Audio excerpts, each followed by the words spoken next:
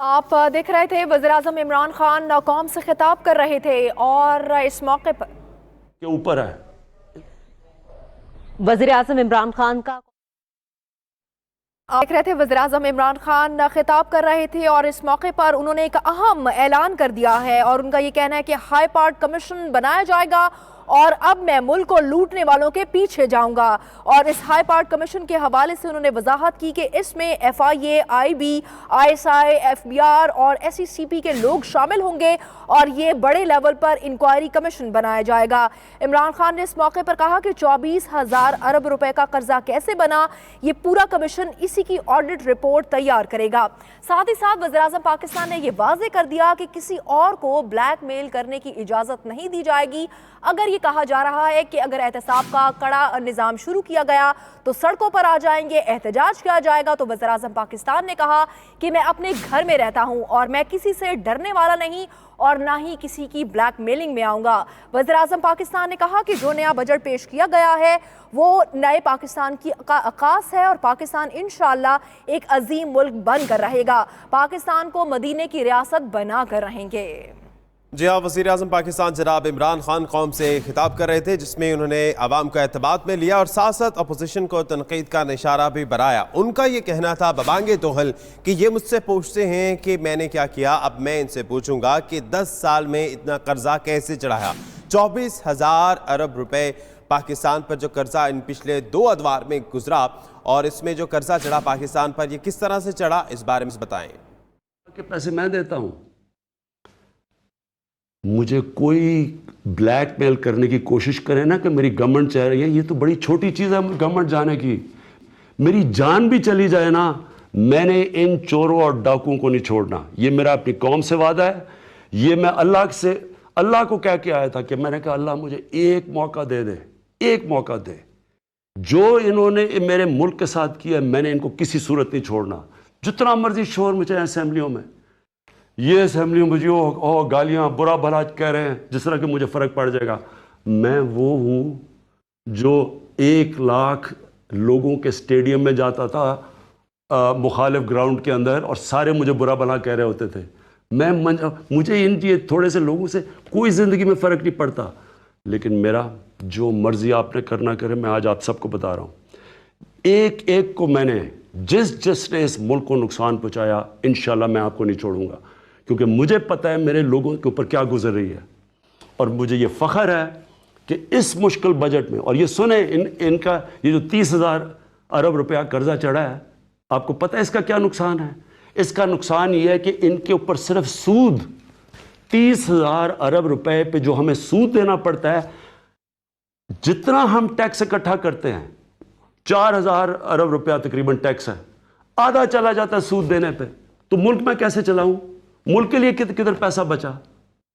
हमारे पास इस वक्त इतना मुश्किल है इस वक्त मुल्क को चलाना, क्योंकि जब तक हम इसका मुल्क का निज़ाम ठीक करते हैं, हमें तो ये सूद ले बैठा है जो इन्होंने इस मुल्क में बदर्दी से कर्जे चढ़ाए हैं, जो चोरी करके और इन्होंने सारे अपने लोगों को, सारी बिजनेसेस ऊपर जा रही हैं। कोई सुना है कि मुल्क के तीनों साहिब इक़्तिदार वो अमीर होते जा रहे हैं और कौम मकरूज़ होती जा रही है?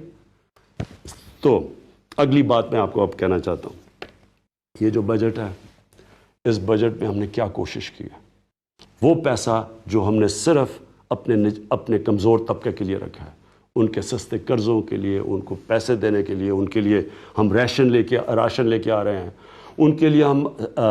उनके लिए सस्ते घर, जो हमारा प्रोग्राम है हाउसिंग का, उसमें से हमने 5 अरब दिया है कि निचले तबके को हम घर दे सकें अपनी छत के ऊपर। पनाहगाह बनाई हैं जो कि लोग सड़कों के ऊपर सोते थे, मज़दूरों के लिए, उनके लिए बनाए। इन हालात के अंदर भी हम पूरा जोर लगाएंगे अपने निचले तबके को पूरा उठाने के लिए। हमने जो अपनी कुर्बानियाँ जो किया, हमने अपने ख़र्चे कम किए हैं। मैं फिर से कह रहा हूँ कि मैं प्राइम मिनिस्टर मैं चैलेंज करता हूँ, कोई प्राइम मिनिस्टर ने मैं स्वाय सिक्योरिटी की वजह की सारा ख़र्चा मैं अपना करता हूँ। मेरे ख़र्चे में मेरा घर का ख़र्चा पूरा नहीं होता, लेकिन मैं अपने मुल्क के लिए कुर्बानी दे रहा हूँ, क्योंकि मेरा मुल्क मुश्किल में है। और मुझे खुशी है कि पाकिस्तान आर्मी ने जिस तरह की कुर्बानी दी है, मैं उनको सलूट करता हूँ। एक तरफ दहशतगर्दी है, हर तरफ बॉर्डर से हर दूसरे तरफ बेचारे हमारे फ़ौजी शहीद होते हैं, उसके बावजूद पाकिस्तान फौज ने फैसला किया कि हाँ, हम अपने फ्रीज, जब वो कहते हैं, क्योंकि डिवैल्यूएशन भी हो गई है, रुपया भी गिरा है, महंगाई भी है, उसके बावजूद उन्होंने अपना बिल्कुल ना सीनियर ऑफिसर्स की तनख्वाहें नहीं बढ़ाई, सिर्फ जूनियर्स की बढ़ाई हैं। उसी तरह हमने सिविल, पहली दफ़ा पाकिस्तान की सिविल गवर्नमेंट ने 50 अरब रुपया हमने कम किया अपने खर्चा, ये कभी पहले नहीं हुआ। हमने अपनी पार्लियामेंटेरियन, अपनी कैबिनेट की हमने 10% अपनी तनख्वाहें कम करवाई हैं। हमने जो क्लास 17 से नीचे, ग्रेड 17 से नीचे सरकारी नौकर हैं, उनको 10% दी है निचले तबके को, लेकिन ऊपर 20 ग्रेड से ऊपर हमने उनकी तनख्वाहें रोक दी हैं, फ्रीज किए हैं, क्योंकि मुल्क मुश्किल में है। हम सब मिलकर कुर्बानी देंगे और इंशाल्लाह हम निकल जाएंगे इससे। लेकिन कौम तब निकलती है जब सारी कौम मिलकर कुर्बानी देती है। और इंशाल्लाह हमारा जो टारगेट है 5,500 अरब का, कभी पहले पाकिस्तान में इतना पैसा इकट्ठा नहीं हुआ। मैं और शब्बर जैदी, जो हमारे FBI के चीफ हैं, हम अब इकट्ठे काम करेंगे। मुझे पाकिस्तानी कौम ने हमेशा शौकत खान में, नमल में हमेशा पैसा दिया है, क्योंकि वो मेरे पे इत्मीनाद रखते हैं। मैं इंशाल्लाह ये FBI को ठीक करूँगा शब्बर जैदी के साथ मिल के। इस इदारे को हम, जो भी लोगों को मसले हैं इस इदारे से, वो दूर करेंगे। हमने इस इदारे को ठीक करके, ये मेरा चैलेंज है कि इसी पाकिस्तानी कौम से, जो दुनिया में चंद मुल्कों में से सबसे ज़्यादा खैरात देती है, जो आज दुनिया में सबसे कम टैक्स देती है, इसी कौम से हमने टैक्स इकट्ठा करना है। इसके लिए मुझे आपकी ज़रूरत है। देखें, खुददार कौम बनने के लिए हमें ये नहीं हो सकता कि हम दुनिया में सबसे कम टैक्स दें। ये नहीं हो सकता कि हम लोगों से हाथ फैलाएं और पैसे मांगते फिरें। अल्लाह ने इस मुल्क में सब कुछ दिया।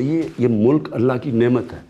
मैं आपको यकीन दिला रहा हूँ, इस मुल्क में सिर्फ जो कोयला अल्लाह ने दिया है या तांबा ही दिया है, वो अकेला ही सारा हमारा ये बैरून मुल्क कर्जे दे सकता है। इस मुल्क को क्या चीज़ अल्लाह ने नहीं दी, सिर्फ हमने सब ने मिल के इस मुश्किल वक्त से निकलना है। इसलिए मैं आप सबको चाहता हूँ कि इसको अपना मुल्क समझें। बैरून मुल्क पाकिस्तानी जो बैठे हैं, उनसे कभी पूछें, बाहर जाके कदर होती है कि आपको अल्लाह ने कितनी बड़ी नेमत दी है पाकिस्तान। मिल के मेरे साथ मिलें, हम इंशाल्लाह मिल के पैसा इकट्ठा करेंगे। मैं आपके साथ मिल के कुर्बानी दूंगा।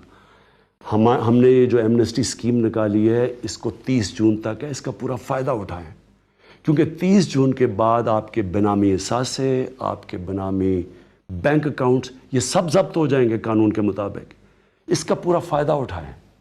इसको, ये जो आपका हमारा जो पाकिस्तान है, ये पाकिस्तान में हम 10,000 अरब रुपया आराम से हम टैक्स इकट्ठा कर सकते हैं।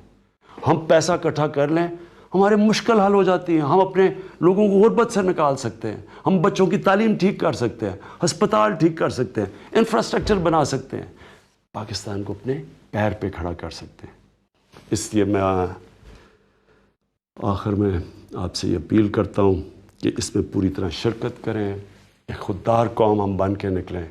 और मैं आपको ये भी बता दूँ कि ये सिर्फ हमारा मुश्किल साल है, ये चंद महीने हमारे मुश्किल हैं, हम मुश्किल वक्त से निकले हैं। इसके बाद इंशाल्लाह आप देखेंगे ये मुल्क उठता जाएगा ऊपर। यहाँ मुल्क में इन्वेस्टमेंट आएगी, यहाँ लोग तैयार बैठे हैं। हाँ, अल्लाह ने हमें एक जियो स्ट्रेटेजिक लोकेशन दिया है, इन्वेस्टर्स बैठे हुए हैं। यहाँ हमने अपने इंडस्ट्रियलिस्ट को पहली दफ़ा हम उनको 100 अरब से ज़्यादा सब्सिडी दे रहे हैं इंडस्ट्रियलिस्ट को, जो हमारी इंडस्ट्री बंद हो रही थी पाकिस्तान में, हमारी एक्सपोर्ट्स गिर रही थी। हमने उनकी पूरी मदद की है। इंशाल्लाह उनकी वो जो कहते हैं कि आसानी पैदा करेंगे बिज़नेस करने के लिए, वो पूरा करेंगे। लेकिन हम तब करेंगे जब हम सब मिल के इस अपने पाकिस्तान को उठाएं। शुक्रिया। पाकिस्तान जिंदाबाद। वज़ीर आज़म पाकिस्तान इमरान खान कौम से खिताब कर रहे थे, जिस दौरान उन्होंने बजट पर भी बात की और उनका ये कहना था कि 100 अरब से ज़ायद सब्सिडी इंडस्ट्री को दी जाएगी ताकि इंडस्ट्री अपने पाँव पर खड़ी हो सके। शब्बर जैदी के साथ मिलकर FBR को ठीक किया जाएगा और शिकायत FBR से लोगों को है उनका इजाला ज़रूर किया जाएगा। 50 अरब बचाए, और पहले कभी भी पाकिस्तान की तारीख में ऐसा नहीं हुआ कि एक वफाकी हुकूमत इतनी बचत करे।